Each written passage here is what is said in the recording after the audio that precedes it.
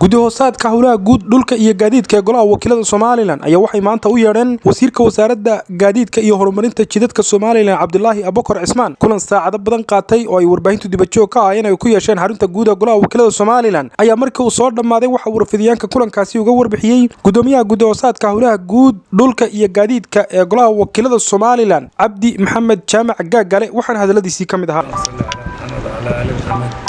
saaka wasiirka magaranay waxaan weerarnaa waxaan ku dhahdaa wasiirka howlaha guud iyo gaadiidku maxaa u dhahdaa guddiga weeyaan waxana weeyaan inaan moogtahay wixii jira ee gaadiid waxaan ku dhahaa ku saabsan inaan wasiirka wax ka weydiino su'aalo badan baa weydiinay wasiirka su'aalihii aan weydiinana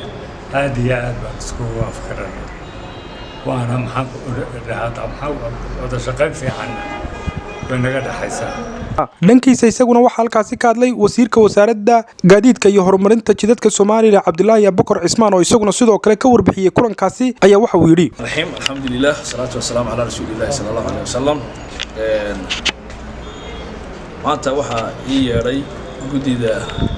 howlaha guud iyo gaadiidka oo ah gudida shaqaynta kale ee gudahoosaadka golaha baarlamaanka waraysi guud iyo ayaan soo waraysanay runtii aad iyo aad baan ugu mahadnaqayaa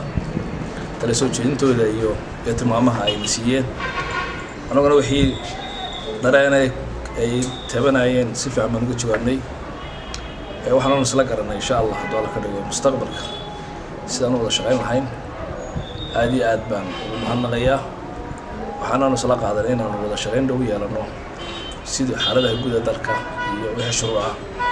iyo wixii xeerare baan uga baahnay golaha baarlamaanka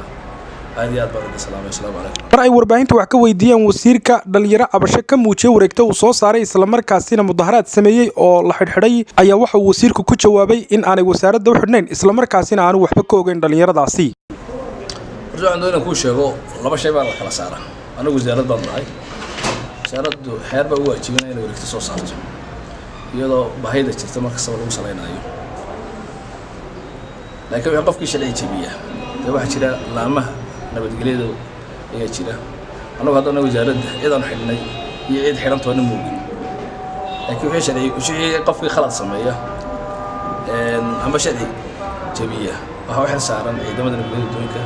anagu kama warhayno cidna xidhna ma jirto ciidan amar ku siinay la xidhaano tootali ma jirto